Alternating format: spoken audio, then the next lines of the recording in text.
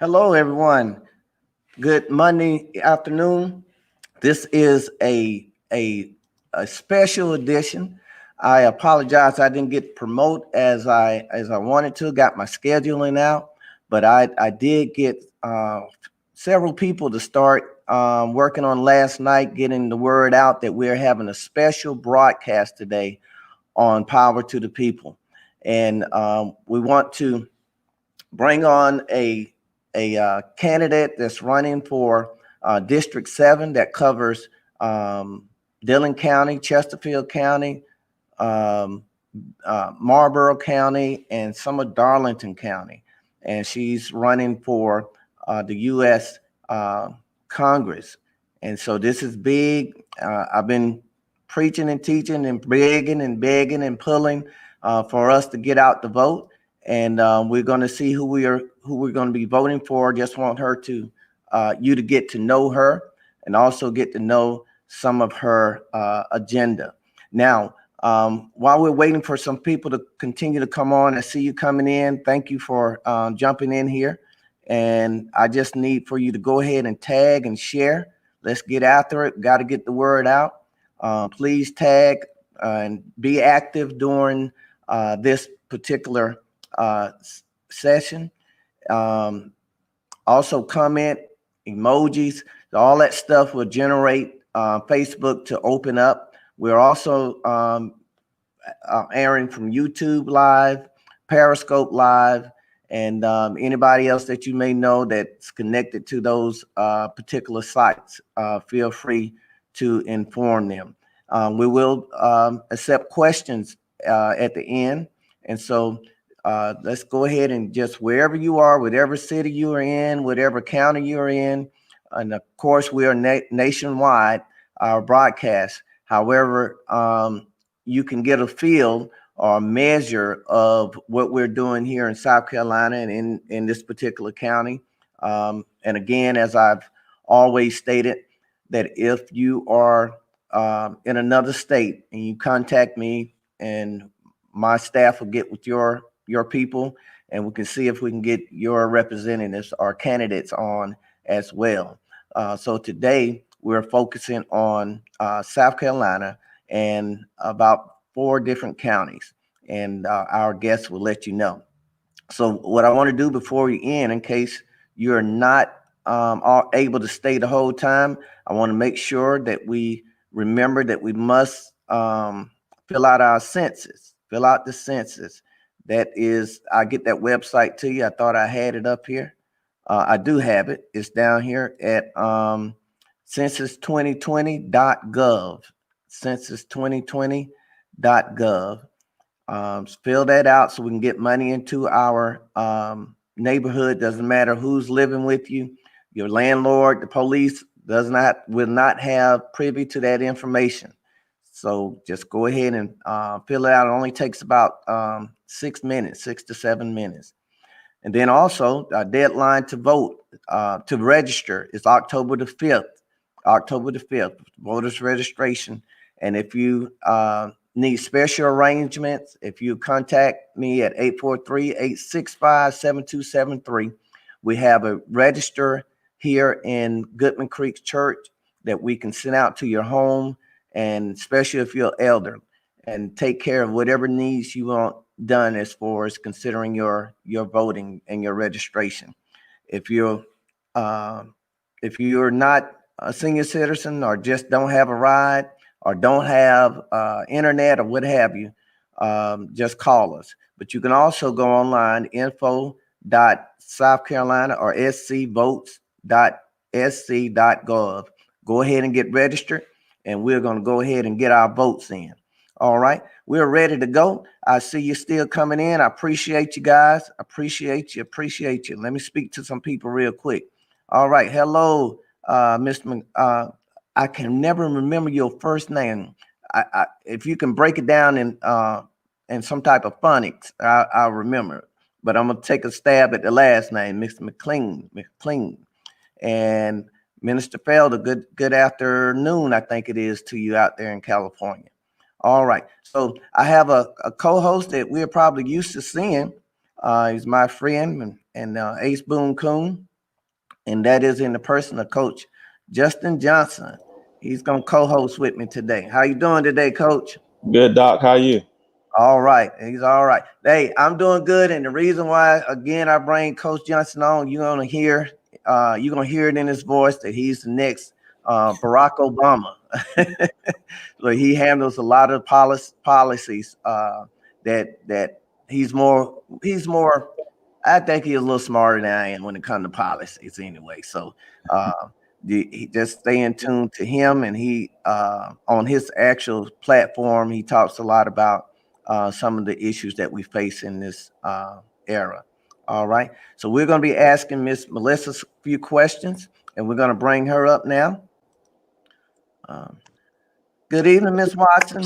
Hello. How's everybody doing? We're doing good. We're glad to see you. And as before, you're looking good and excited. I thought you would be wore down and looking tore up by now. I am worn down. That is for sure. I am a little bit tired, but the scripture tells us that faint not. So that's right. That's right. And we need you. So you keep plowing on in there. So would you tell us a little bit about yourself, and we'll get on to asking you a few questions.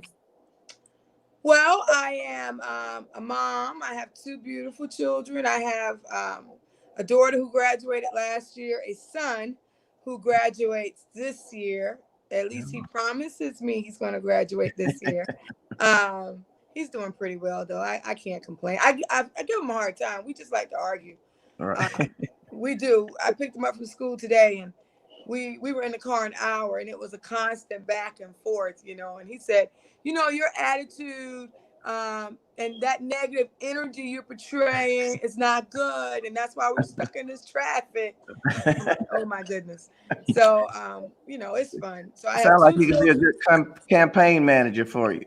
Well, he's my editor-in-chief. When I give these speeches and stuff, he always tells me what I left out and what I should have accentuated and all of that good stuff. So, and I teach and I wait tables, and we're just busy. I love the PD. I'm from Dillon, South Carolina. So, I love sports because my son plays 3 of them. My daughter played golf for a while. She did gymnastics at one time. So I didn't play any sports, and I was a cheerleader. And my kids they've played them all, so I'm a little tired of the sports, but okay, well, good. We're gonna jump in here with both feet, Miss Watson, both feet, and I know there's a game coming up tonight. Who's playing tonight, Coach? Man, I don't know. I think what? Clippers and the Nuggets. They played last night. Yeah, the Nuggets and the Clippers. I think. But I know everybody's gonna be tuning in to Monday Night Football. Oh yeah. So we're gonna go ahead and jump in here, and Coach Johnson is going to give us a few follow-up for the most part. I'm going to start off with one of the major questions. Coach Johnson and I, of course, are in the South Carolina educational system. So what is your goals or policy towards the South Carolina education?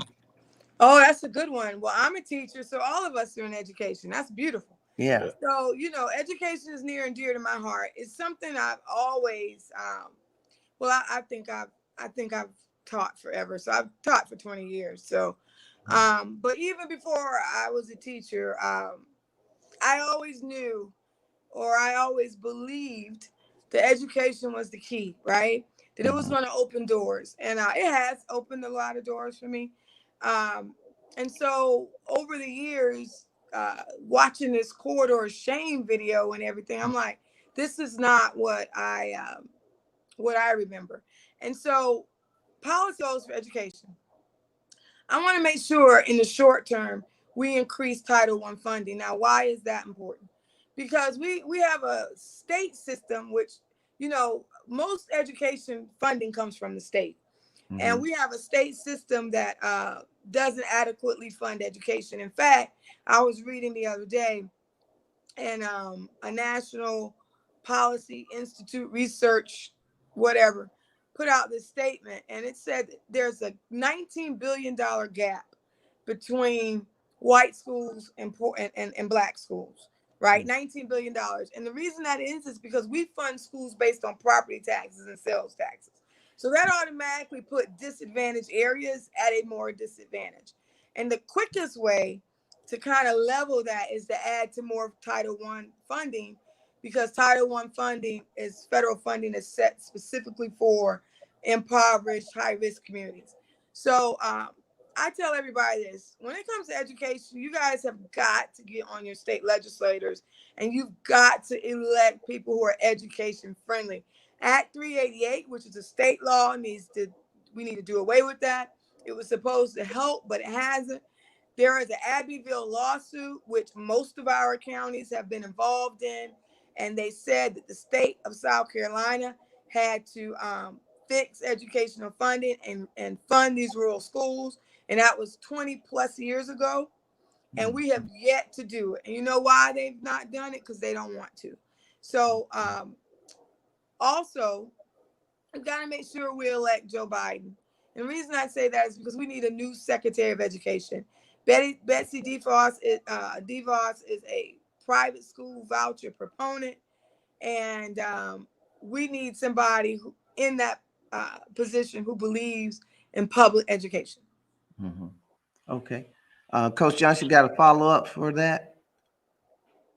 I think she hit on a lot of really good points, and I think you drove home what I've been trying to emphasize to a lot of educators is the local elections and why they matter. I think a lot of us have been voting against our best interests when it comes down to public school education, and so I don't know, like, what message can you send to these teachers like you and myself and Coach White that will resonate, where they will feel like, hey, it's do or die time for public education? Because to me, I've seen the writing on the wall. It's been real strategic and systematic over the last 3 years, but it's been a constant chipping away at public education. Yep. You know, but I think a lot of our colleagues are missing it. So if you could just kind of make a sales pitch to those educators that may tune in, why is it important for them to actually vote Joe Biden in? What does he offer?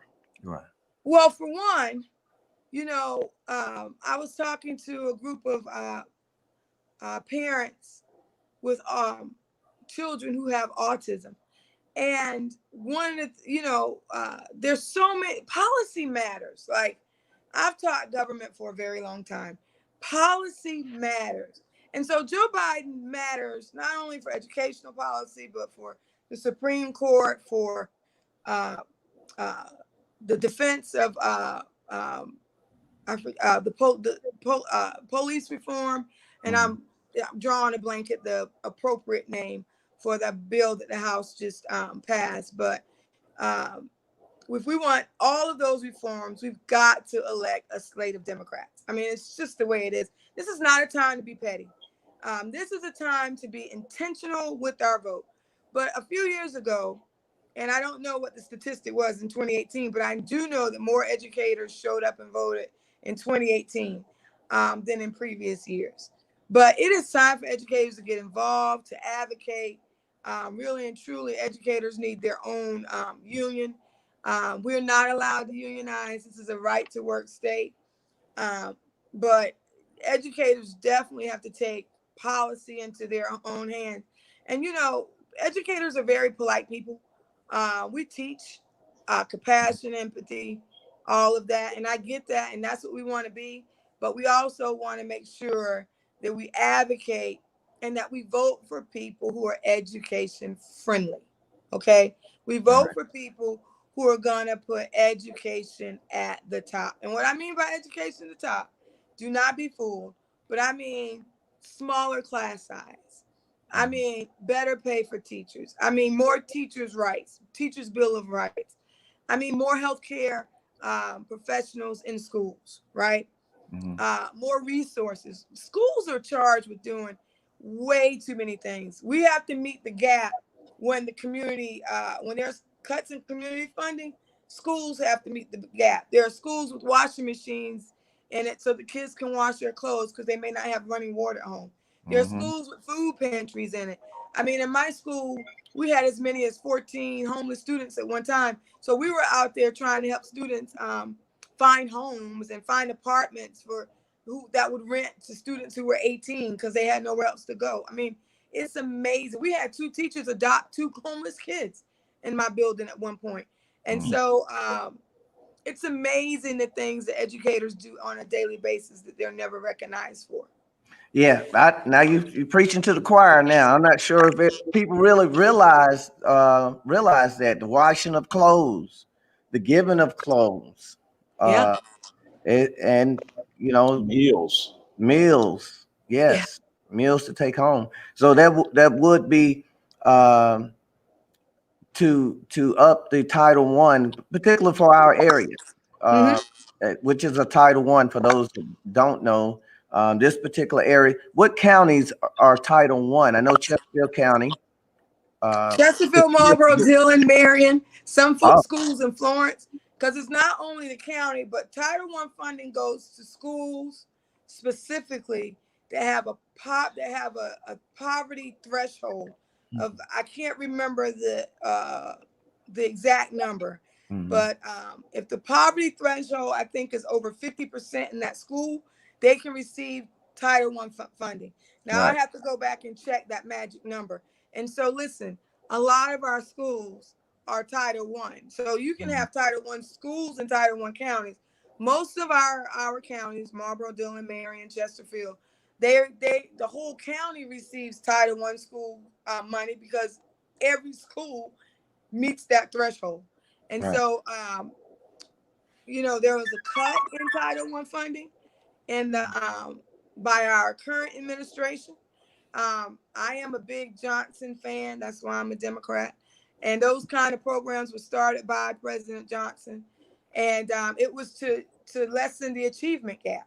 So we need that funding. It's critical. We don't need any cuts, especially during COVID-19 and all the other things that's going on. And where the state slacks, that Title I funding is very important for our schools and our school district.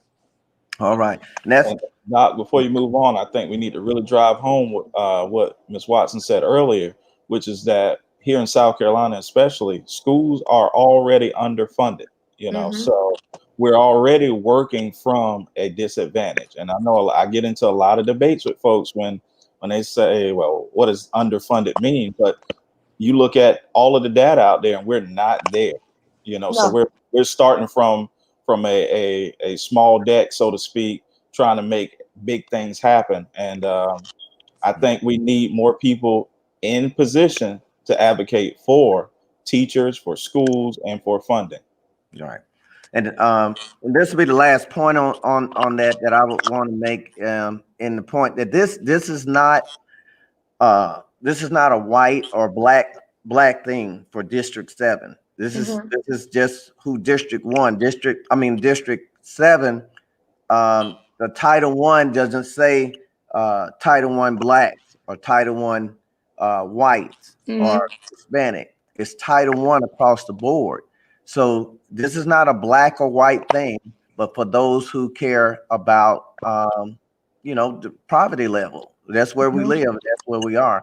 And to answer your question, Coach Johnson, was about one of the reasons to vote for Biden and for his education part of it is his wife will have a sensitivity to the needs of public schools. I would hope that would be my idea. Well, she's a teacher. Yeah. His wife is a teacher, but Title I, see, it's just about the poverty level. So in the PD, it affects a lot of African American schools. In Texas, it's Latino schools. In Kentucky, it's coal mining. So it's rural Kentucky. They get Title I money. So Title I funding is just about poverty levels. And so it was put in place originally to narrow that achievement gap, right? But that has now been expanded to any areas that meet that magic threshold of poverty. Just in its economics. you know, sometimes you have schools that are doing well and families are doing well, and then you have unemployment or recessions happen, and those figures change. And so we want to make sure we know this. It's expensive to be in poverty, and people don't think about it, but we all in education have been fortunate enough to probably read Ruby Payne's book, The Framework of Poverty. When you live in poverty, you have so much further to go. You know, kids who are born in poverty have are exposed to 1 million less words or vocabulary, right? They have more tend to have more health problems, and the mountain just builds, right? People who live in poverty are more likely to be susceptible to schemes and things like that, crime, live in food deserts, all kinds of issues. And so this area is special to me.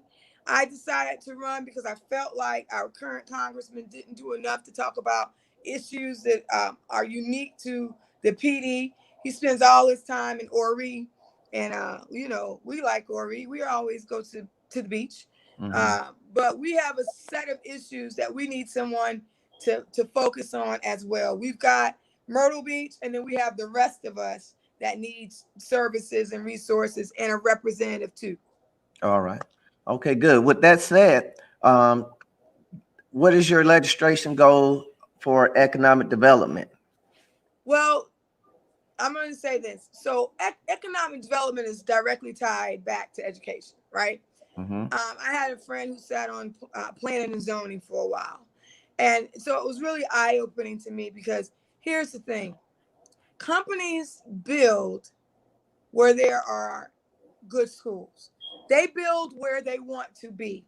So a lot of times they look for golf courses and school systems, you know, because those executives, if they're going to come and run your company, they want to live somewhere that's nice. And so if you don't have those things in place, a lot of times those executives are not going to want to come to your community. If you look at a lot of the businesses that we have in the PD, a lot of those executives go live in Florence, right? They send their kids to private schools for that reason. And so when we talk about economic development, we've got to be strategic. We've got to develop our schools. We've got to develop our landscapes. We've got to reduce our crime rates so that people will find this area attractive. But when some things that I want to do when it comes to economic development is I would like to make sure that we focus on small business. Yes, we want to draw big business in, but we don't want to be a hostage to large corporations. I mean, we all live here. We all know we ride by empty factories that closed in the 90s due to outsourcing all the time, right? And that is really what decimated our communities. Those jobs, those good middle class jobs left, and we were left with low paying jobs. And so crime rates rose, education structures deteriorated because we couldn't pay teachers and they went to the beach or they went to other areas where the pay was better. And so we got to make sure that we're developing small business, that we're investing in ourselves, because people who live here 30 and 40 years are more likely to stay. You know, I was in the subway not too long ago and they said, you know, good luck getting they were Amazon, I think is what the plaque said support small business. Good luck getting Amazon to support your son's football team or whatever. And that's true, right? We look at all our little league teams, it's the local businesses that build and invest in our community. So we want to develop small business. Yes, we want to make sure that we are attractive, but build it and they will come. Right? You often see communities will build and invest in big industrial parks, and then a couple of years later, here comes the big business. But when they come, we can't give them the tax breaks and everything else because we need that money in our local communities to pay for our schools, to pay for infrastructure, to pay for other things. So we want them to come, but we want them to be invested here so that 20 years down the road, when the tax breaks run out, they don't go with it. You know, we see that all the time. We saw that with Caloric. My mom worked there, which was later Amana. We've seen that with SOPAC and Marion. and so many other companies. They pack up and go. So we want them to come, but we also want them to make an investment in the community that is serving them. Okay. All right. Good. Coach Johnson, you have follow up for that? All that was good. I love I love how you showed the cycle that it takes to build. Like, you can't overlook the causes just to get to the effect, right? So education feeds into other things. If I want these companies to come, then I have to have an employable workforce. And if they don't have the skills, the trades, how can I employ them? So that's a big time factor. I know that Chesterfield County, I think they have a great, trade training program for young people, and that's good. And I also, while you were talking, I was thinking about, I currently live in Hartsville now. And one thing that I love about Hartsville, I tell people all the time, Hartsville is not your typical small town, right? Because Sunoco is invested in the town. Duke Energy is invested in the town, and they really do help that tax base there. So when I heard you talking, I'm thinking, yes, that's what you need. You need these companies to come in. You need them to be invested. And I've worked, I worked at the governor's school in Hartsville. I worked in Darlington County schools now. And those two companies are present, but not just them. What you said also, the local businesses. So I've been kind of getting into it with some folks here lately about the importance of really backing local businesses. Like, it's not beneficial to have empty storefronts. No, it's not. So you got to really, and I understand that, and I won't get you in that conversation, but I'm put it out there. I tell people, I know especially in the Black community, we have this big initiative to buy Black, and that is very good and very important. If you want to go do that in your local community, I'm all for it. But if you're going to take money out of your local community to go support someone way out somewhere just because they're Black, well, now you're doing a disservice to your local community. So I kind of get to bounce that around a little bit. And I know people want to spend their money the way they want to spend their money, but the local community where these kids live, where these kids have to go to school, it has to be built up. We can't just take money and throw it elsewhere just because. But I definitely love it, Doc. Yes. You gotta have balance. Balance, yes. That's gotta have balance. Okay. And the thing is, you talk about empty buildings. Empty buildings are a magnet for crime. Crime happens in the dark for a reason, because we don't want it to be seen. And so you've got to, I wish, and this is where good planning and good zoning comes in. We don't need to go tear down the forest all the time to build a new, bigger Walmart. We could go, how many vacant shopping centers do we have in our areas? Yeah. Because Walmart decided it wanted a bigger store and a bigger store and a bigger store and a bigger store. We need to say, as planning and zoning, we need something in that big box. We don't need to leave it vacant. In good planning and zoning, before Walmart says we want another store, there has to be a business to go in the other store before we'll allow you to build a new store. And we need to start doing that, because our local environment is very important. My daddy is a rabbit hunter. My cousins hunt deer. I go fishing with them when they let me. They don't let me go often. I have to make them let me go, because I'm not the best fisherman. Okay. Let's just be honest. Yeah. But I like to go. So they'll drag me along. But who's going to fish in a cesspool? You know what I'm saying? Right. And so we gotta manage growth. And when I talk about economic development, I always talk about that balance. We want to manage growth, but like in Georgetown, we don't want to grow so much that we grow our own sense of identity and culture. And people who've been in the area for years can now no longer live there because we're so busy catering to tourists, right? So we want to manage growth, and we want viable jobs, and we want to raise wages, and we want those kinds of things, but we want people to be able to stay in their communities as well. Okay. And that's key, right? We can't have the gentrification. We can't have, people getting pushed out for the sake of a dollar, but that balance is key. And I guess that's why I like Hartsville. I've spent most of my professional career living in Hartsville because of that. And now I've looked at how they've had their plan along the way, and now they're benefiting from that. Right now, they've got the water park, so now they're able to attract more of your tourists to the town. But they also still have that identity. You still can go see the same restaurant downtown that you could see a decade ago. So I think that you're right there on it. We need more of that, and we Yep. definitely need it here in our local environment. All right. Justin, I think I'm getting some feedback. I don't have my producer working tonight. Let me You see. getting it from me? Hold on. I'll work it out. I tell you what, go ahead and handle this next question, and I'll work it out from the back end for us. All right. So what? Well, you kind of just you were kind of hitting on it about infrastructure. Oh, Um, that was it. She's all right. very smart. She's a very smart young lady. Okay, so infrastructure. So so infrastructure that's something that's real near and dear to my heart, right? And when I started running in January, it seemed like it was raining every day. And I think that was like God, you know. So I could just, as I crossed that PD all the time, I could just see it, right? And I was just like, every time it rains, now I'm like, how much is it going to rain, right? Because that flooding of the river, and we all, some people watched it, but some people lived it.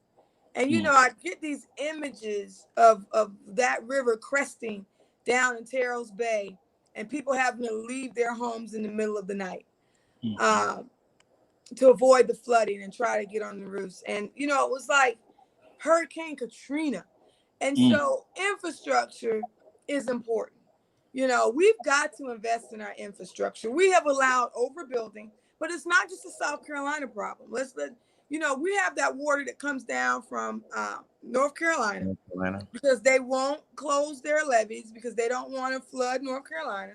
So they allow that water to flow all the way down through South Carolina. And then the next thing you know, we're covered.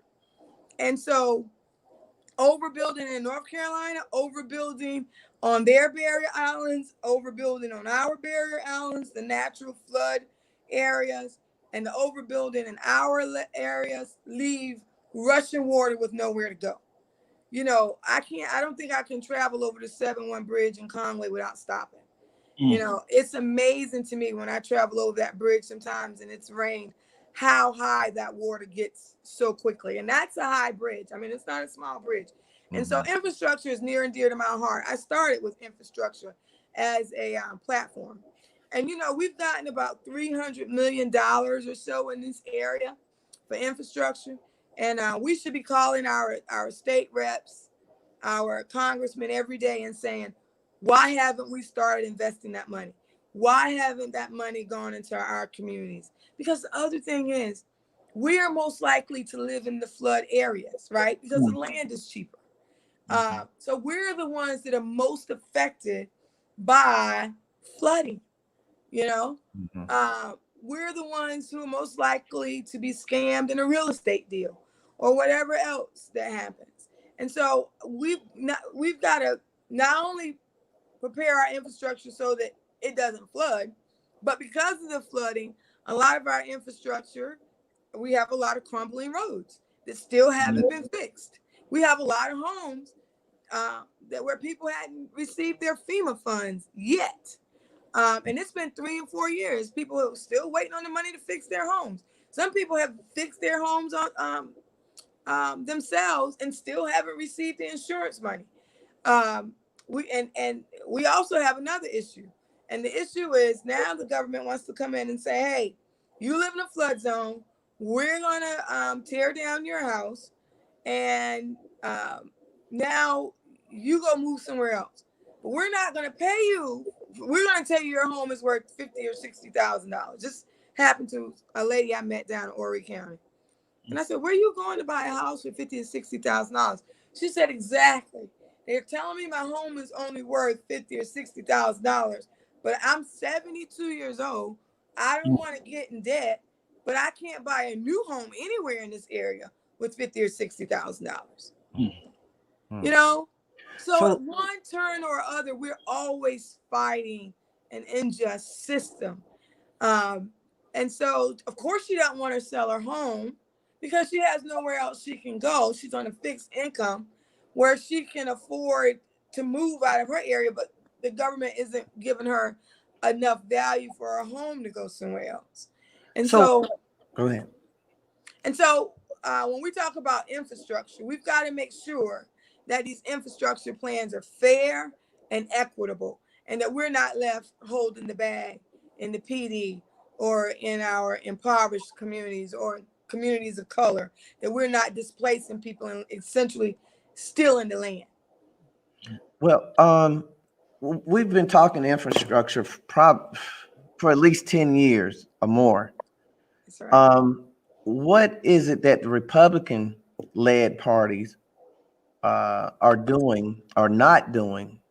Let me ask it like this: What are they doing that's opposite from what you as a Democrat would do? They're holding up the funds. And why are they holding up the it. funds? There's $300 million, 154 million or so that was sent after Matthew, and they were doing studies to figure out how to improve drainage. And then there was another $157 million that was sent, and President Trump put Tom Rice over the money to see how he was going to spend it in 46 counties. Now, 300 million in infrastructure is a start, but it's a drop in the bucket for what we need. Infrastructure is expensive. Redoing infrastructure is very expensive. It's one of the reasons we have the water quality is suffering, right? Because the pipes and things that are there are so old, a lot of it's rusty, and that's what you're seeing in the water quality. You're seeing deteriorating pipes and things in the water quality because we haven't done any infrastructure development since President Johnson and his war on poverty and his city renewal plans, right? So infrastructure is, it's something that Donald Trump said he was going to do. And it was one of the things when he was elected that I said, okay, that's a bipartisan issue. Democrats and Republicans agree that we need to fix infrastructure, and that we still don't have an infrastructure bill at the federal level. Barack Obama tried to give us real infrastructure reform as a part of that recession package when he came in and he was elected in 2009, and they broke it up and piecemealed it. So we never got true infrastructure reform.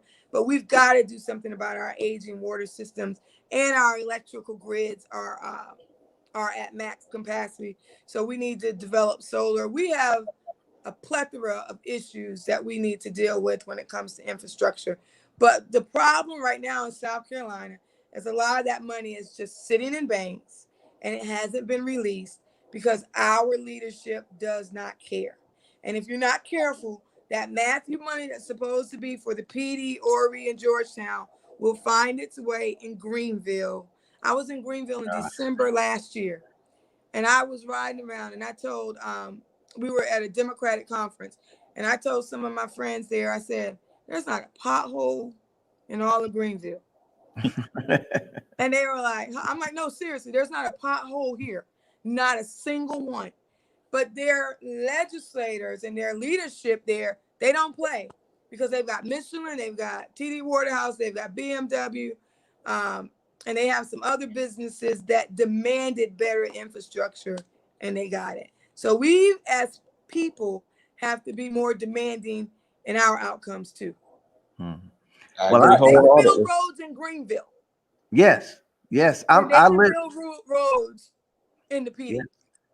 I am from Greenwood, South Carolina, not far from Greenville. Yes, and it seems like they have been building on roads. Every time I go through there, they are building for the last 20 years. I can't go through there without them building on roads. And they're nice too. From there. Yes. I lived in Greenville and in Spartanburg, and when I came back to the PD, I was like, oh my goodness. I mean, it's ridiculous, just the condition that the roads are in. When I lived in Sherrall, and I used to joke with Coach about this, there would be a pothole right out there by the light, and every time they patch it, 2 or 3 days later, I'm tearing my car up over that pothole. I mean, it's just like, well, why don't you just fix it? Right. Or I could leave from Sherrall, drive into North Carolina, and the difference in quality Yes. of the roads was just night and day. I So like going to see the infrastructure to Panthers me and the is Hornets big. play. There you go. And you And get right at that line, and it's different. But I also remind people that the Department of Transportation secretary was the former mayor of Charlotte named Anthony Fox. So if you don't think representation matters, go to North Carolina and tell me about those roads. yeah. It matters. It really does. Representation does matter. North Carolina is doing some amazing things. And I remember growing up, and I remember being like, ooh, I hate these roads in North Carolina. Because my dad would always drive us to New York because he was a truck driver. So, you know, if he couldn't drive there, we couldn't go. And we would hit those roads in North Carolina, and I would wake up from my sleep because you just knew it was just going to be a horrible ride. Now you hit those roads in South Carolina, and now I know why everybody in South Carolina drives a truck, because the suspension, you're going to kill your alignment of your suspension if you drive anything smaller than a truck. All right. Yeah. Well, and before you move on, Doc, I think a great point that you mentioned in there, and I hope that we see it. And I know this is a little political, but I hope we see it in the presidential debates. But infrastructure week, how many times did the White House have infrastructure week? Again, you had bipartisan support on infrastructure, and you had both the House and the Senate controlled by Republicans, and we have not gotten any true movement on infrastructure. So I think that's a place where they need to be held accountable for sure. All right. Okay. So before we move on to our next slate of questions, I want to go part-time here and just allow people that are just tuning in that we are interviewing with U.S. Congresswoman candidate for U.S. Congress, Miss Mellissa Watson. And I've enjoyed the way she's making things plain for us to understand why it's important to get out to vote. I mean, she's really linking things together as a puzzle and seeing the reason beyond the hate of Trump or Trump hating others, but it's beyond that, way beyond that. And so if you're still on, if you would tag and still have time to share, we're going to try to wrap up in another maybe 20 minutes, trying to get to 8 o'clock, as long as she can stay with us. All right. So our next question would be your thoughts on healthcare. Ooh, so healthcare is probably the most complicated of all these things, right? Because, you have lay people like me trying to make sense of very complicated healthcare problems. So my mom died in 2015. And my mom had a heart attack in October, went into the hospital to get a heart valve or something repaired after her heart was strong enough. They started her heart, grabbed a clot, she had a stroke and passed. And so my mom had Medicare at the time, and her hospital bills were over $195,000 from October to February. And so that was the first time I understood Medicare. And I really I'm not an expert, but Medicare took care of 90% of that hospital bill. And then there's this thing called gap insurance. So I understand that older people can receive. I understand why you have Bernie Sanders or AOC and a lot of other people talking about Medicare for all, right? Because Medicare is a good plan and you can sign up for different things and it can work, right? I don't know if we have enough support, depending on this next election, to get Medicare for all. And it is a little bit more simpler than the Affordable Care Act. But the Affordable Care Act did not work because Republicans sabotaged the bill. They wouldn't put the funding in for Affordable Care Act. But you see the healthcare costs are decreasing. There's only so much profit that these large companies can make. So they're putting money into preventive programs. That's why those of you who have Blue Cross Blue Shield, they're telling you to sign up for this preventive program, sign up for this nutrition plan, sign up for this health and wellness thing, because they have to put so much money back in the system.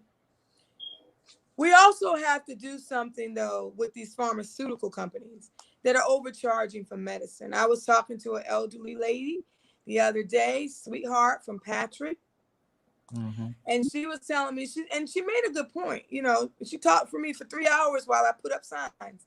And she said, now, sweetheart, I'm going to vote for you. But one of the things I need you to remember is dental care, because dental care is not covered right now.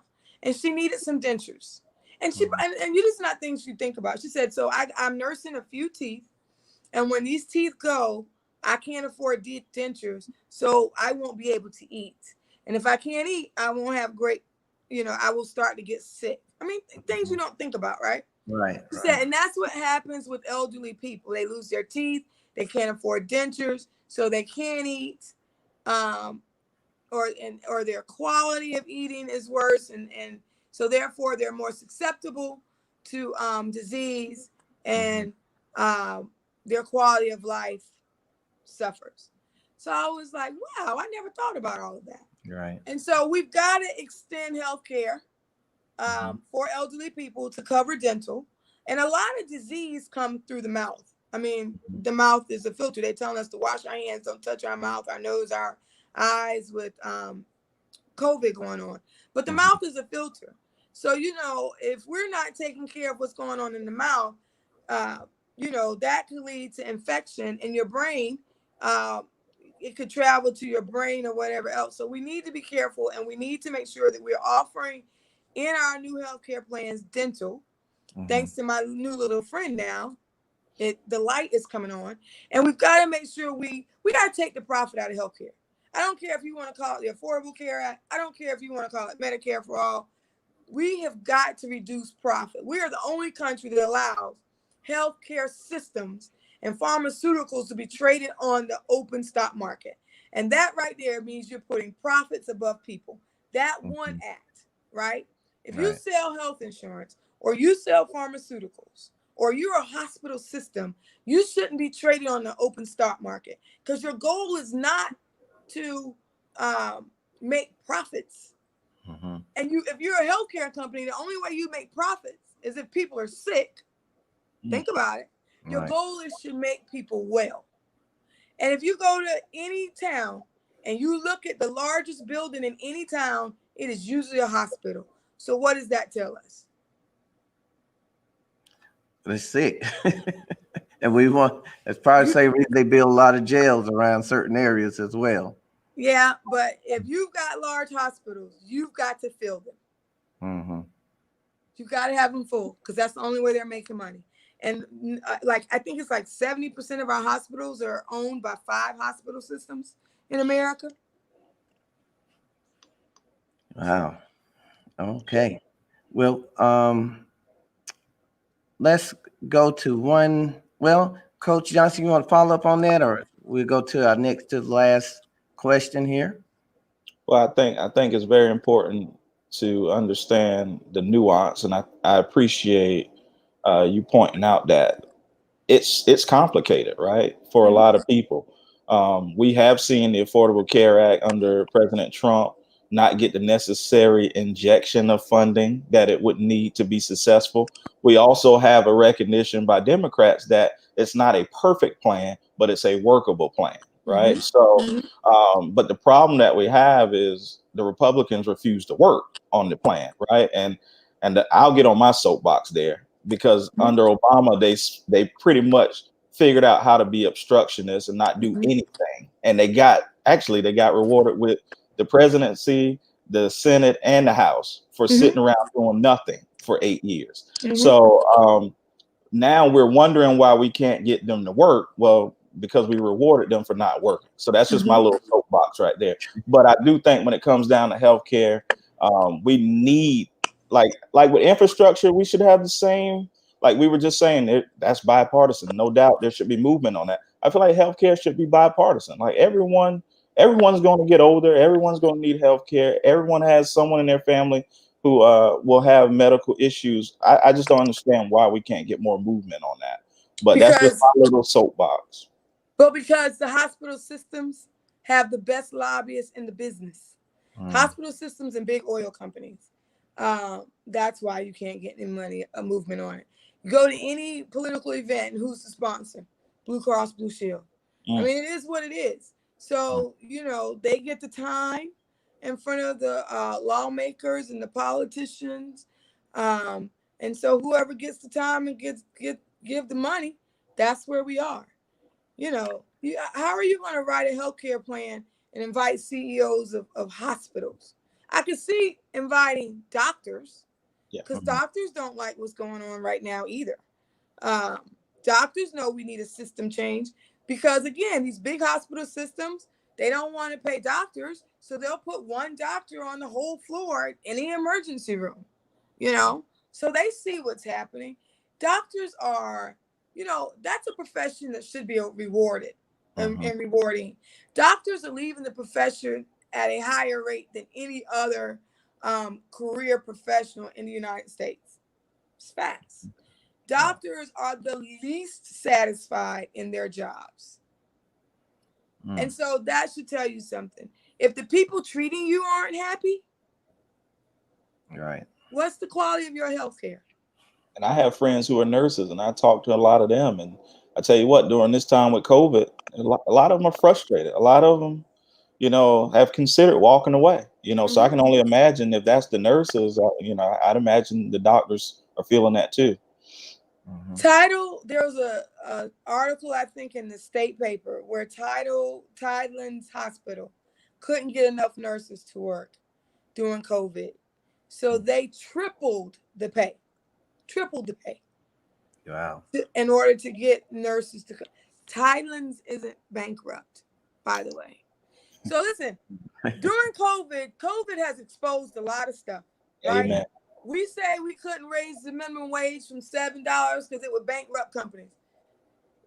My daughter went to work in a grocery store. That girl is making $11 an hour right now, working in a grocery store. She gets essential worker pay or something like that for working. Now, before COVID, she wasn't. I don't know what she was making, $8, $9. I don't know, but she was a high school student and now she's a college student. So tell me, I haven't seen one grocery store file for bankruptcy yet. And you won't. Right. All of those grocery stores increase pay. Now you've got hospitals increasing pay. You have restaurants increasing pay because their workers don't want to come back for $7 an hour. So everybody's increasing pay. But before COVID, and listen, they're increasing pay when unemployment is still at 12%, right? And none of those businesses have filed bankruptcy. Wow. So it's a false negative or a false positive when they say we can't raise wages because companies will go bankrupt.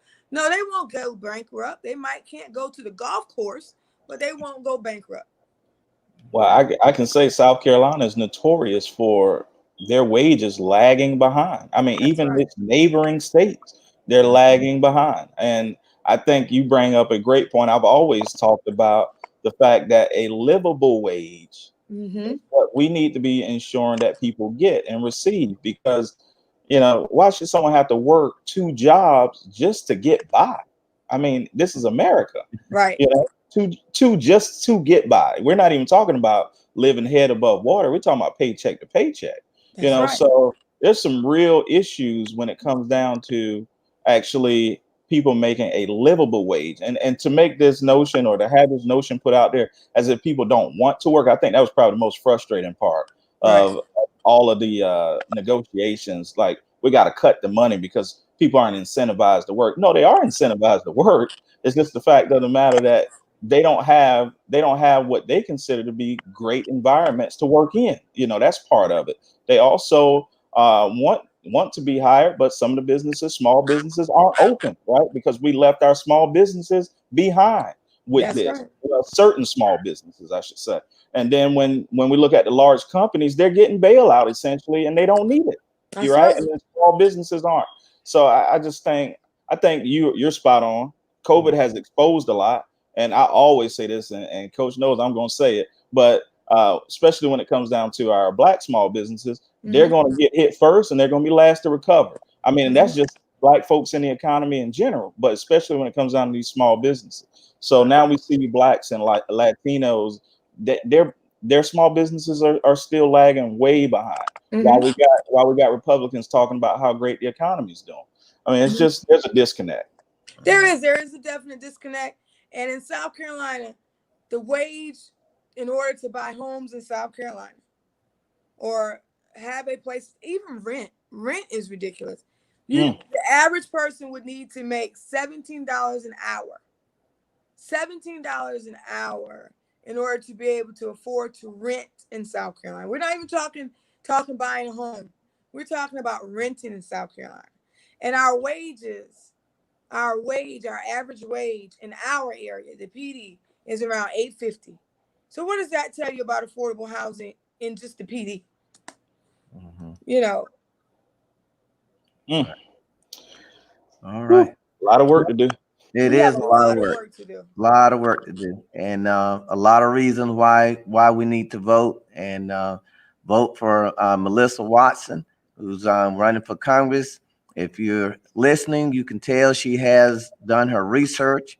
She's ambitious and passionate, and she's the woman that we need. And we're gonna get her out of here with this last question.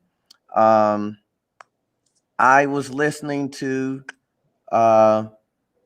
Lindsey Graham today. I think he was in a I know. I think he was at a gun shop, and he did a little press conference there. And in my opinion, he alluded to the fact that if Mellissa Watson and others are elected, that they will take our guns away. Take our guns away. And don't forget that Blacks are coming to your suburban areas with their little white friends. And so you need to get a gun before they take them away. And they're going to go ahead. defund the police. And when you call 911, you're going to get an answering service. I've done a town hall with them. I've heard all of their talking points. And, you know, it's help us with that. Help us with that. It's scare tactics. Yes. You know, it's scare tactics. Listen, everybody in my family owns a gun. I mean, I told you, rabbit hunters and deer hunters. That's what the family does. My dad is not gonna let me take his guns away. I promise you. I went to his house not too long ago, and he had them all out, and he was polishing. I'm like, "What are you doing?" I'm going rabbit hunting tomorrow, baby girl. I gotta polish my guns. I was like, "Okay, go." He hadn't been rabbit hunting. Well, the season ended, but I've kept him pretty busy during this campaign. But listen, we have turkey shoots, and we do all of that for fun. I say we. They don't let me do much because I'm horrible. But all of that's a part of our lives. That's not just a part of our lives for white Americans in the PD. That's a part of our lives for all of us. And so when they put up these dog whistles or sound these dog whistles, they're trying to play to a very conservative base, right? And they're trying to use this code language, essentially saying, don't vote for the people who look like America, okay? But I tell people all the time, this is my America too, okay? My niece spent 6 years in the Army. My nephew is still in the Air Force. I got another nephew that's graduating and going to the Army. My cousin and his son were Marines. We don't talk about them though, because they went the wrong way. But we serve. We do all of that. I got a couple of family members who are cops. So stop it with the sounding of the dog whistles. But let me explain something to you where it comes to gun policy. when my daddy goes deer hunting and he goes rabbit hunting, he is not rabbit hunting and deer hunting with no AR-15 or no AK-47 or no MAC-10. He is not hunting with that, okay? I was in the military. I was the M60 gunner in one of my trainings because my drill sergeant didn't like me, okay? So he made me carry the M60 gunner on a 6-mile march. But I am so stubborn. You know, I wouldn't give it up, right? Because I was just, and he was like, you either give it up, because I was about to pass out. And I was like, I'm just going to die carrying this thing because you're trying to make me carry it. So he was like, you have to give it up. So whatever. And I ain't going to tell you what happened from there because he was about to give me some articles. So I fired those kinds of weapons. And that's not for street consumption. Okay, we don't need that on our streets. I listened to Ricky Smiling in the morning, and his daughter was at Whataburger or Whataburger or whatever joint that was, getting a burger at night, minding her business. And an armor-piercing bullet went through her car into her leg. Okay, why is that kind of ammunition on the streets? Nobody should have that kind of ammunition. We just want to be sensible. I had Arm in Arm call me today and ask me about their survey. And they said, why didn't you fill it out yet? Because I said, life isn't that simple. It's not yes or no. And then when I talked to them, they were like, ooh, you're very thoughtful of these things. I said, yeah, because I got 50 cousins, 25 males, 9 uncles, that if I try to take their guns away, they're not going to be pleased with me. So we have to be intentional about our policy. And so universal background checks. Yes, everybody needs a universal background check to carry a gun.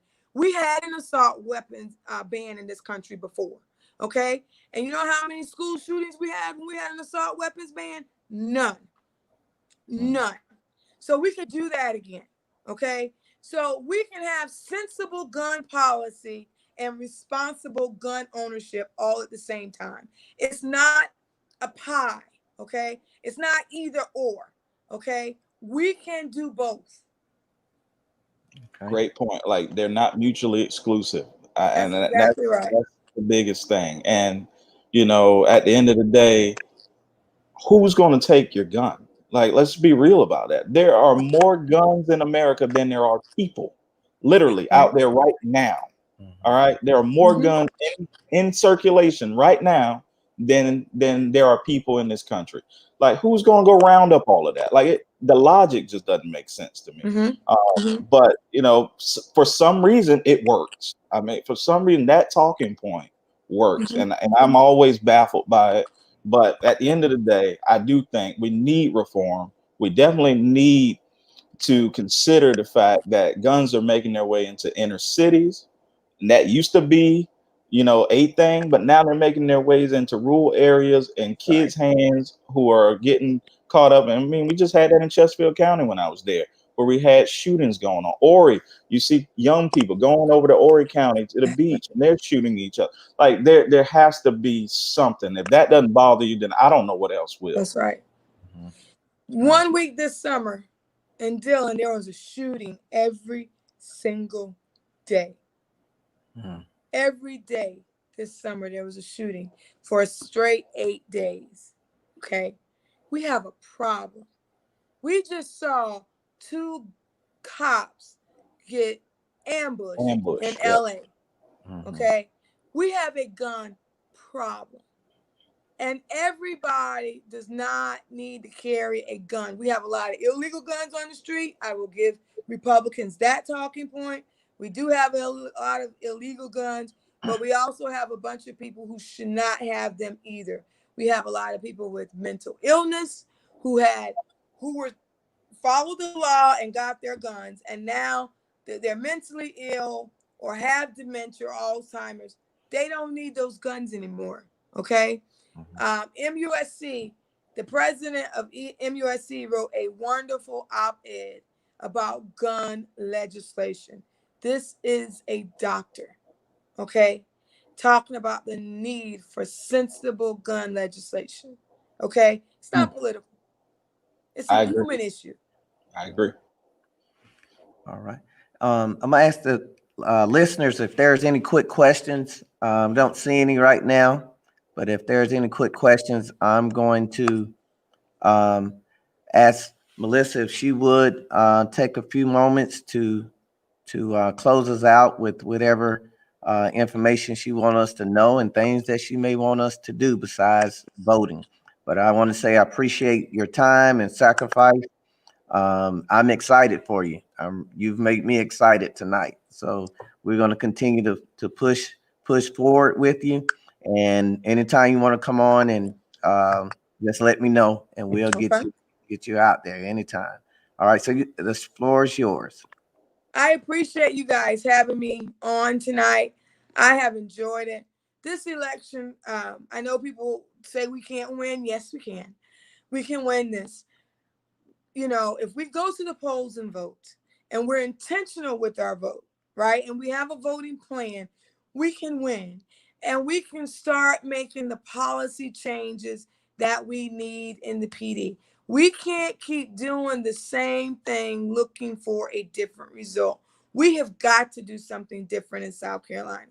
And it's just not about the top of the ticket, because we had the top of the ticket from 2008 to 2016, and the money came to South Carolina and it was stopped by Republicans.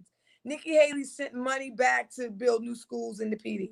Mark Sanford sent money back to build new schools in the PD. They wouldn't expand Medicaid. So therefore, Marlboro Park Hospital closed, another rural hospital closed, and our healthcare insurance went up, and the window was shortened to join Obamacare or Affordable Care Act. And we see where we are with the COVID-19. We have 200,000 people dead from January to September, okay? 200,000 people who are dead who should not be, had we managed this thing appropriately. And so I'm asking you today to please go out and vote for Mellissa Watson for Congress and watch us do something different in our area. Thank you for spending an hour of your time listening to me go on. Thank you, Dr. Wiley, for having me on your show. I have really enjoyed it. And whenever you want to have me back, just let me know. Okay. All right. Thank you. And again, you need anything on this end of Chesterfield County, and we are we're actually statewide, nationally wide. So we're going to make sure that that Dillon, Darlington, and Horry County gets a good dose of this recording. That's right. Yes. Dillon, Yeah. Marlboro, Marion, Georgetown, Florence, Chesterfield, and Horry, all the counties. Okay. All the counties. All right. We got them covered for you. Thank you so much. Thank you. Have a blessed day. All right. Well, Justin, man, I feel pretty good. At least knowing that we have somebody that's very, I'm gonna be honest, just being nervous about having the right candidate during this time is very, very important. And man, I feel a lot of confidence with Mellissa, and I hope that we have learned a lot and we see the bigger picture. We didn't even, be honest with you, we didn't even really have to talk about the moral decline of our president or this party. It's much bigger than that, to be honest with you, the way she's broken it down. So what's your feedback on that as we close? Well, I think this is important because while I do believe at the top of the ticket, a lot is already baked in the cake and people know which way they're going to vote. I do think where there's a lot of movement is down ticket. And I think that people like Ms. Watson making their case could be very, very important, because at the end of the day, these are the people who will hold whoever's in there next accountable or should, right? And we've seen the lack of accountability and what that looks like from these elected officials as far as checking the president, right? So we see what that looks like currently. But if we have people like Ms. Watson, and I tell you what, Doc, I'm excited. I never met her before today. I hate I was backstage before she got off, because I was going to ask her to make me a promise. But if she's still watching, whether she wins or not, I hope that she will continue to use her voice, because I think her voice is much, much needed. And she's sound and she's solid, and you can tell she definitely has a firm grasp on Right. what's going on, not just on a national stage, but on a local level. And that's where change happens. It happens locally. Exactly. Yeah, we'll definitely have her back before. I would like to try to get her back before registration deadline or thereafter. But we definitely want to have her back, and you keep that question in mind that she would keep her voice regardless to what the turnout would be. All right. On tomorrow, this was a special edition. We normally broadcast our Power to the People on Tuesdays. But this was the day that worked out best for Ms. Watson. And so we are going to continue our Tuesday broadcast because a lot of people are routinely look for us on Tuesday. So we're going to take a break from politics and break from some of the social issues that we've been covering on Power to the People, and just let our hair down and have some sports talk. Now, I see Mark Face has come back again late, Coach. Late. Are you there, Mark, still? All right. Mark, we'd like to have you on the sports talk debate. Tomorrow night. Yeah, tomorrow night. You need to send me your email address, and maybe your wife, Coach Johnson, myself, Infantry Cavalry can wake you up and get you here on time tomorrow. So we'd like to see you. He says he's still there. Okay. So we'll send me your email so we can get you rocking and rolling. He said you'll be in church tomorrow. Oh, what time you get out of church? We can't. All right. Well, that's a good excuse. Is he making that an excuse, Coach? No, he usually has Tuesday night stuff going on. So I say it's a good one. That's a good one. All right, then, Mark. We'll catch you when you get in. All right. Don, I said, hey, Barrett too. All right. Thank you, Coach. And we'll see you tomorrow for our sports debate. All right. All right. God bless you, man. All right. Thank you for hanging in here with us. This has been extremely important information, especially when you are in debate with someone about the policies, about why you perhaps wanted to vote for Mellissa or a Democrat like her.